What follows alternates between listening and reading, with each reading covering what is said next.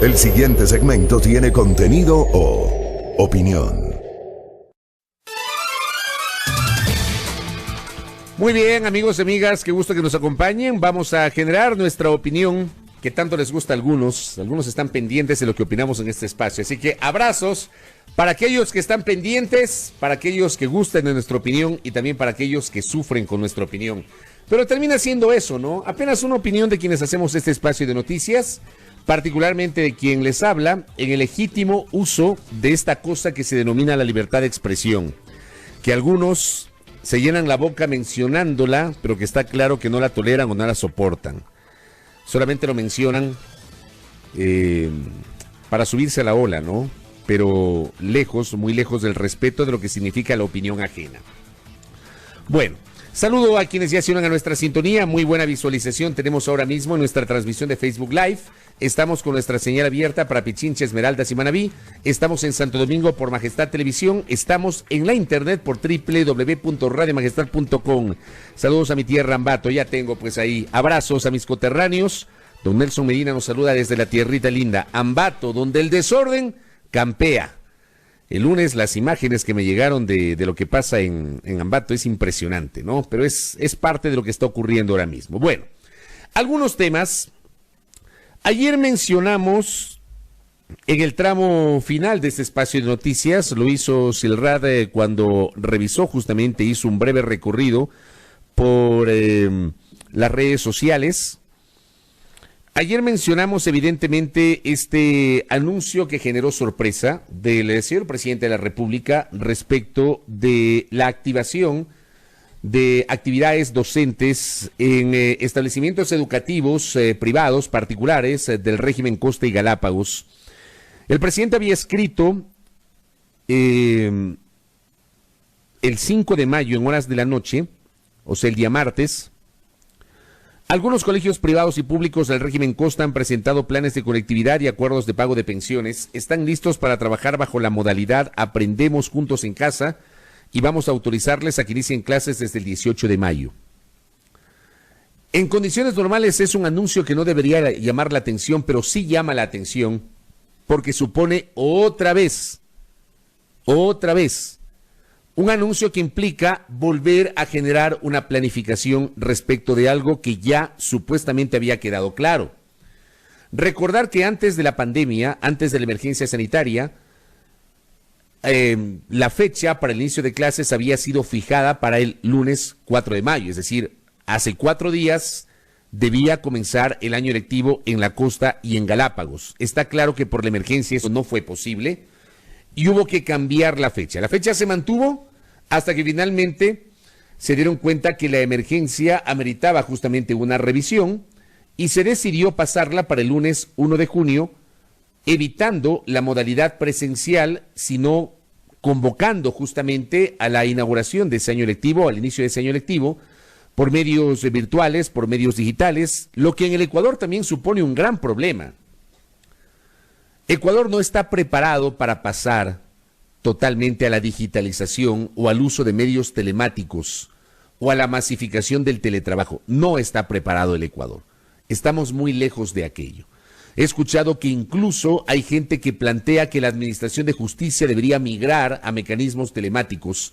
Eso no es posible y me voy a reservar para mañana justamente hablar sobre esto a propósito de un muy interesante hilo que publicó ayer el jurista Juan Pablo Albán Alencastro respecto de las dificultades para el uso de medios telemáticos, porque Ecuador no está preparado todavía. ¿Quién sabe si después de 1, 2, 5, 10, 20 años Ecuador ya está a la vanguardia de los temas telemáticos? Pero el Ecuador de 2020, en medio de la pandemia, todavía no está preparado para aquello. Sin embargo, claro, hay estas necesidades, no se puede iniciar el año lectivo de modo presencial, no quieren dilatarlo más y lo pusieron el inicio para el lunes 1 de junio. Y el presidente de la República hace este anuncio en el sentido de que ciertos establecimientos que han presentado sus planes de conectividad pueden iniciar en menos de 2 semanas, el 18 de mayo. La pregunta es, ¿de qué tipo de planificación estamos hablando?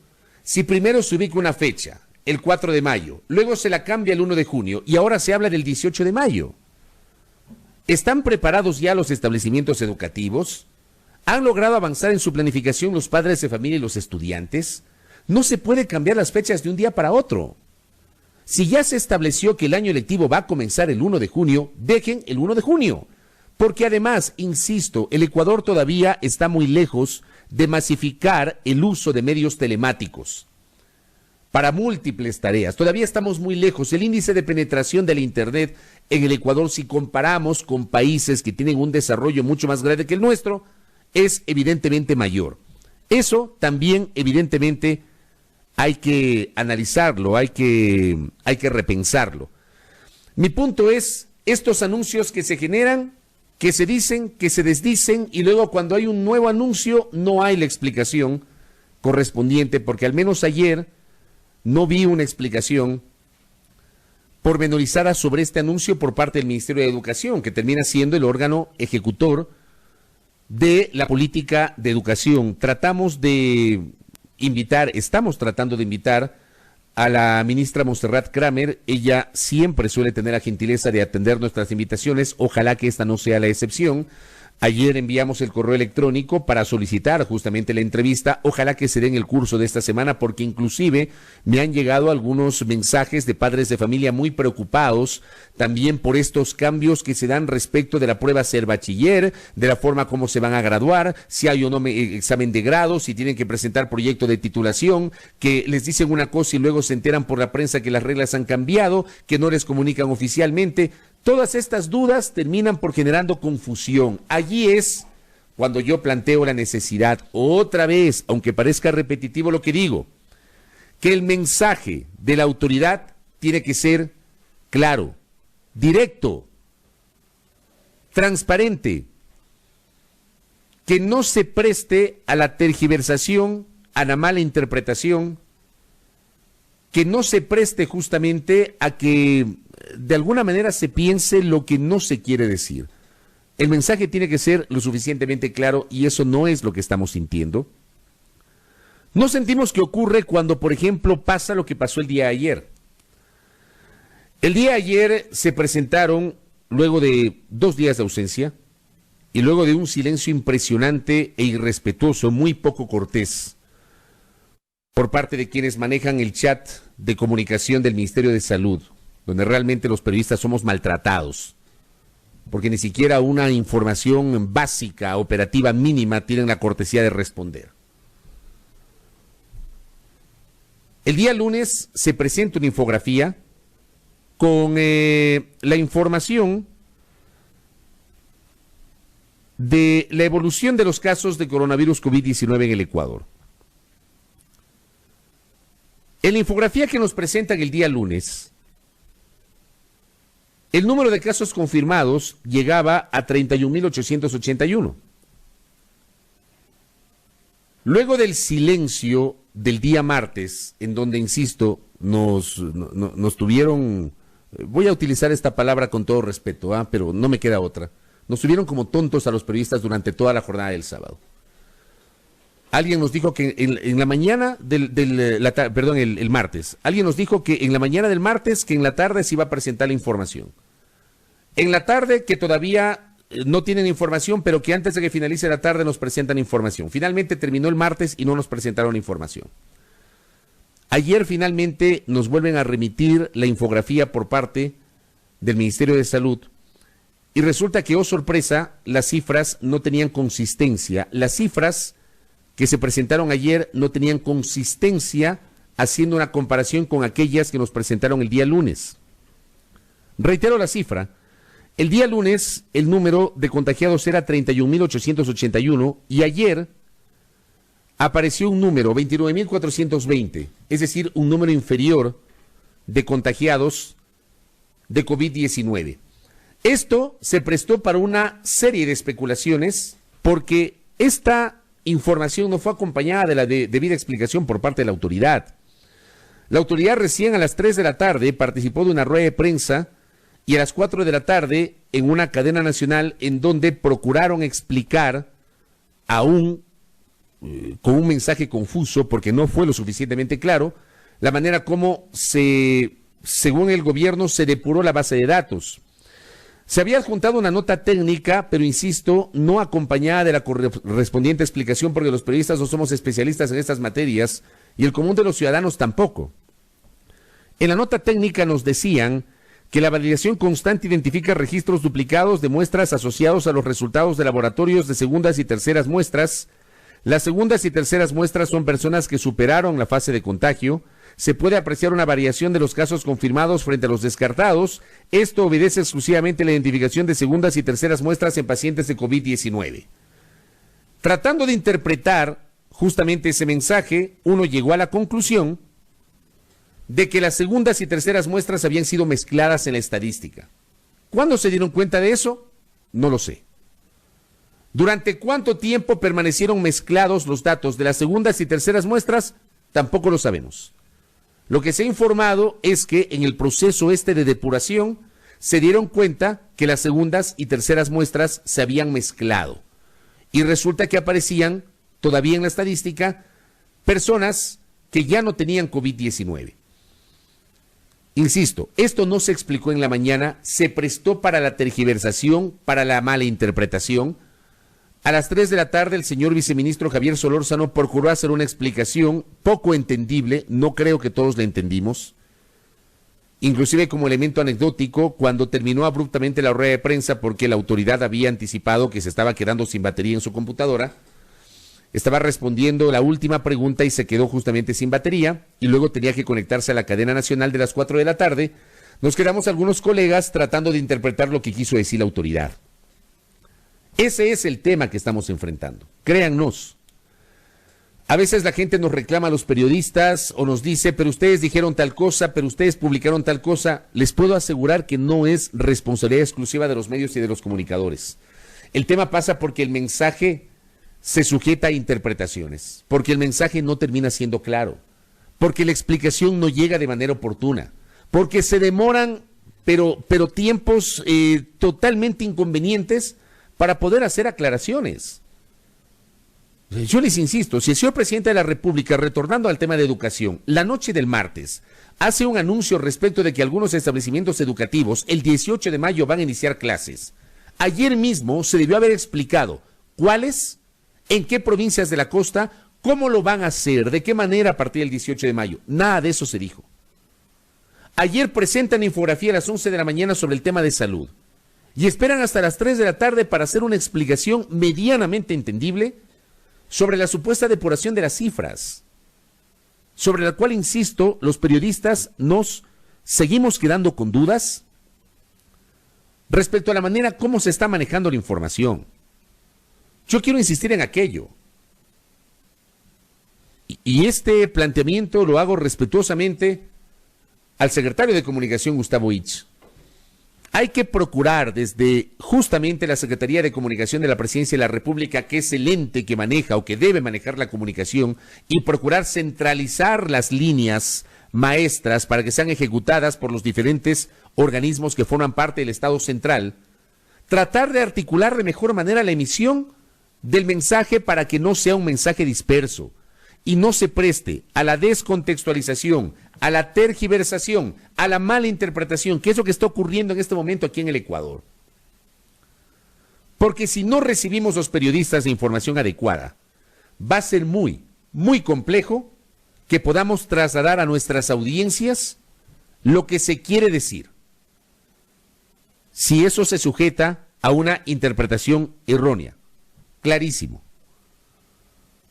Y otra vez nos quedamos con las dudas porque esta es la enésima ocasión en la cual estamos planteando justamente estas inquietudes en torno al manejo de las cifras. Manejo de las cifras que sigue teniendo sus bemoles.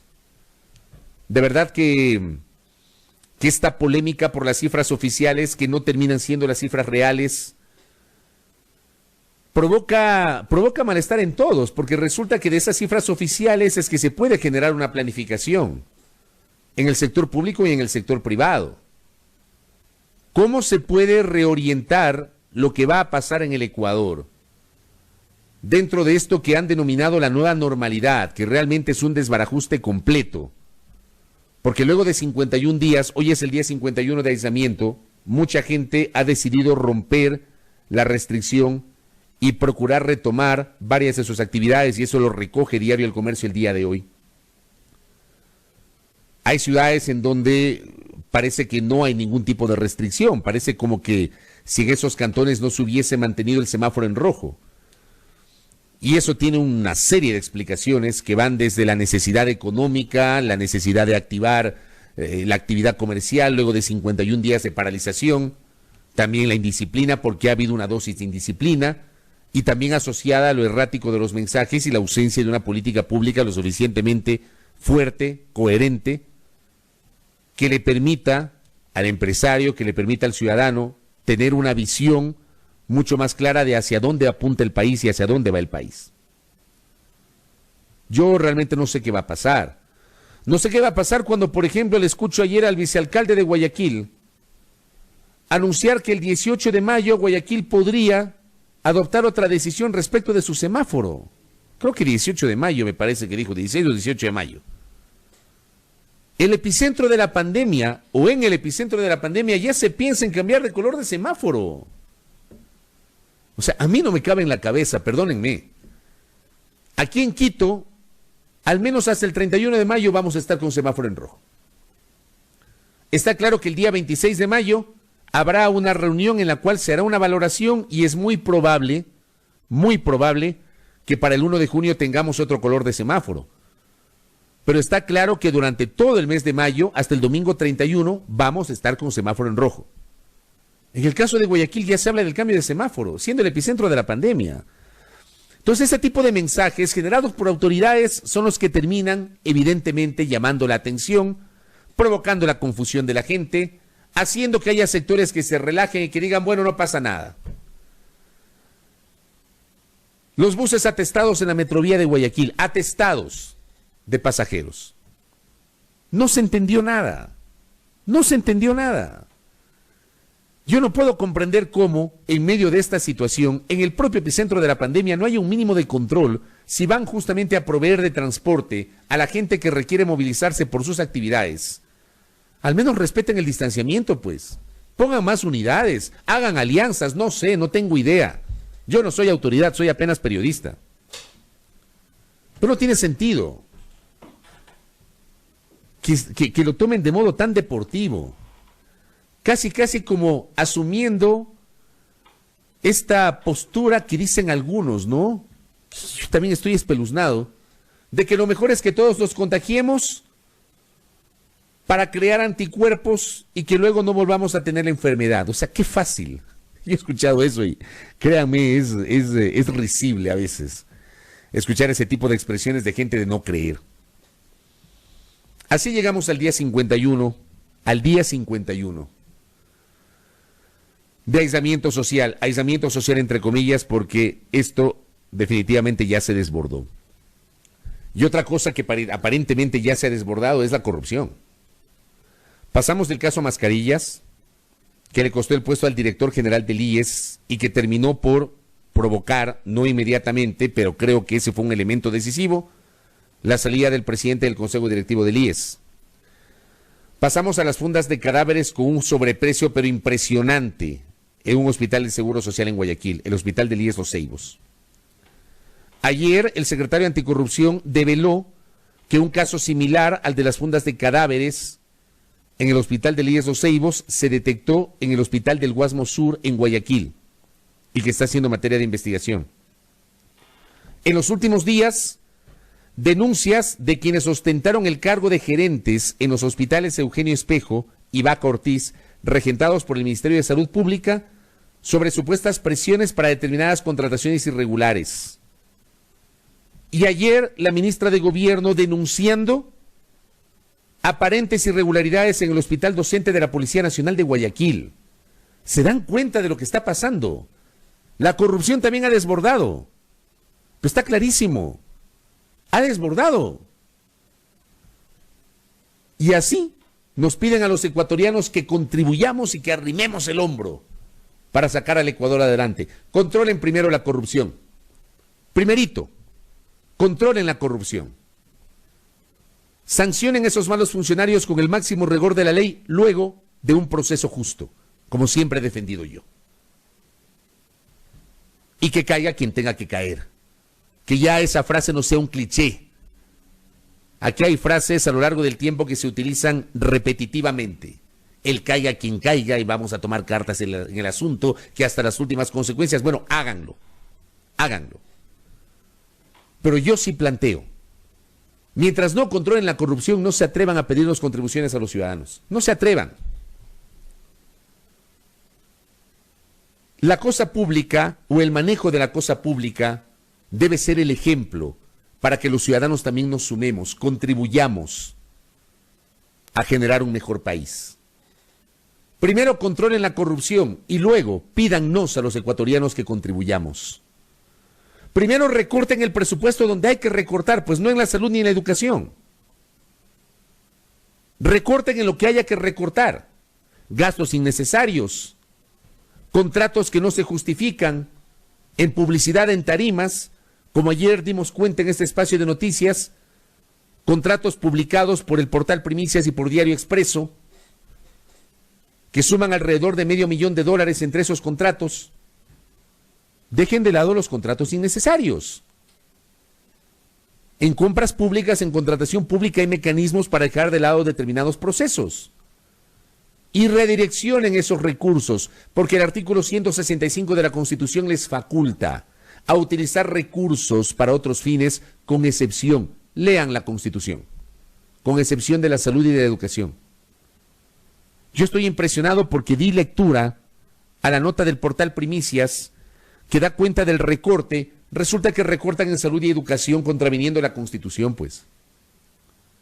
El artículo 165, que le faculta al presidente de la República a declarar el estado de excepción, le faculta también para utilizar los recursos del Estado para fines distintos que le permitan enfrentar la emergencia, pero no puede tocar los de la salud y los de la educación. Y resulta que aquí en Primicias se da cuenta que en el caso de la educación se recortaron $831 millones.